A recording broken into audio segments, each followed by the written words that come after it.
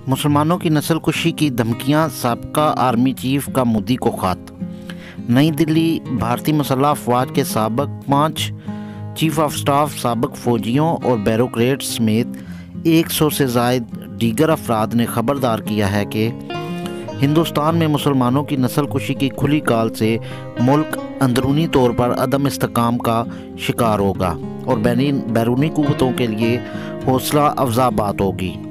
Nadreen, मैं Faisal bag आपको अपने ऑफिशियल यूट्यूब चैनल पे खुशामदीद कहता हूँ। साथ में आपसे गुजारिश करूँगा हमारे चैनल को सब्सक्राइब करें और साथ लगे घंटी के बटन को ज़रूर दबाएं ताकि हमारी हर नई आने वाली वीडियो का नोटिफिकेशन आपको बर वक्त मिल सके।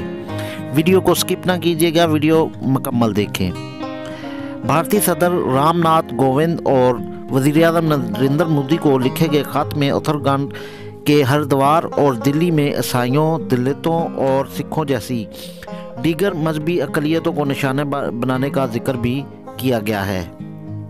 ख़त में सरहदों की मौजूदा सूरत हाल का हवाला देते हुए खबरदार किया गया है कि तशद्दुद की इस तरह की कालें मुल्क के अंदर अमन व अमान और आंगी के लिए ख़तरा है। इसमें कहा गया है कि मुल्क के अंदर अमन की किसी भी खिलाफ वर्जी से दुश्मन बैरूनी क़ुव्वतों को हौसला मिलेगा और central armed police force CAPF और पुलिस फोर्स मजहबी बुनियादों पर नफ़रत आमेज़ बयानात की वजह से शदीद मुतासर हो सकते हैं। ख़त में यह भी कहा गया कि हम नफ़रत और तशद्दुद पर मुबैनी अवामी इज़हार को उकसाने की इजाज़त नहीं दे सकते, जो न सिर्फ दाखिली सलामती की संगीन खिलाफ वर्जियों को तश्कील देता है बल्कि जो हमारी कौम के समाजी ताने बाने को भी तबाह कर सकता है। ख़त में कहा गया है कि मुसलमानों की नस्ल कुशी के लिए अपनी फ़ौज को ही हिस्सा लेने के लिए दावत देना ये नाकाबिले कबूल और नाकाबिले अमल मज़म्मत है। इससे कबल सुप्रीम कोर्ट के 76 वकीलों ने भी chief justice of India NV Raman को ख़त लिखा था, जिसमें सुप्रीम कोर्ट से तशद्दुद की कालों का अज़ खुद नोटिस लेने का कहा गया था। वकीला ने कहा था कि पुलिस कार्रवाई न होने के बाद ऐसे वाक़यात को रोकने के लिए फौरी तौर पर अदालती मुदाखलत की ज़रूरत है, जो बज़ाहिर रोज़ का मामूल बन चुकी है। ख्याल रहे, चंद रोज़ कबल भी भारत की रियासत उत्तराखंड में हुक्मरान जमात BJP भारतीय जनता पार्टी से ताल्लुक़ रखने वाले इंतहा पसंद हिंदुओं ने एक मजहबी इज्तिमा में मुसलमानों की नस्ल कुशी से मुतल्लक नफ़रत आमेज़ तकारीर पर पुलिस की कार्रवाई में की थी और पुलिस इसमें नाकाम रही थी। नाज़रीन, इंडिया में अक़लियतों का रहना मुहाल हो चुका है, ख़ास तौर पर मुसलमानों को। जब से BJP हुकूमत में आई है तो मुसलमानों की नस्ल कुशी का सिलसिला बदतरीज जारी है। इसमें अल्लू खान राजस्थान में रहता था तो जाहिद अहमद जम्मू में, इम्तियाज़ खान झारखंड का रिहायशी था तो मोहम्मद इखलाक उत्तर प्रदेश में बसता था।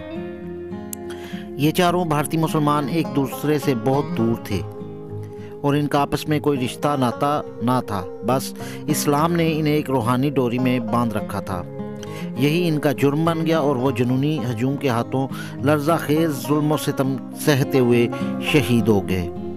दौर जदीद के बाद भारत में स्वागत है, जहां मुसलमान होना जुर्म बनता जा रहा है, जहां हुकूमत से लेकर आम शहरी तक सभी मुसलमानों को बावर कराने लगे हैं कि वो हिंदू राज में आबाद हैं। चुनाचे अक़लियत होने के नाते उन्हें अक्सरियत के असूल व क़वानीन पर चलना होगा, चाहे वो गैर इंसानी व गैर अखलाकी और गैर कानूनी ही क्यों ना हो।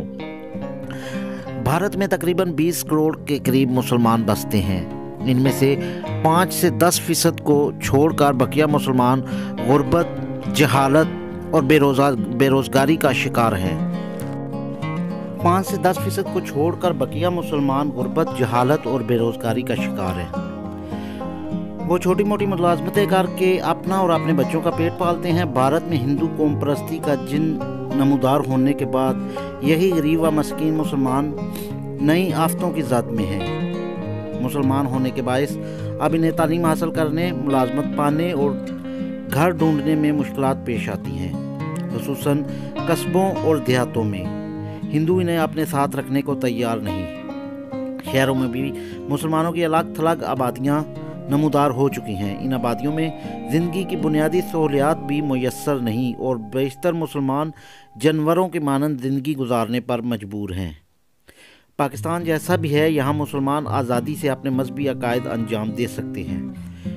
شدت پسندوں کے محدود طبقے کو چھوڑ کر پاکستانیوں کی اکثریت اقلیتوں کے حقوق کا بھی خیال رکھتی ہے۔ پھر یہ دیکھنے کہ 1947 میں پاکستان کیا تھا۔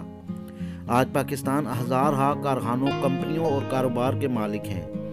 کروڑوں پاکستانیوں کو زندگی کی آسائشیں میسر ہیں۔ تقسیم ہند سے قبل پنجاب، سرحد اور سندھ میں کاروباری و صنعتی و تجارتی پر ہندو و دیگر غیر مسلم چھائے ہوئے تھے۔ پاکستان کو آزادی کی نعمت کے باعث ہی ساری خوشحالی نصیب ہوئی۔ نئی نسل کو خصوصاً اس عطیہ خداوندی کی قدر کرنی چاہیے۔ اسرائیل کی مانند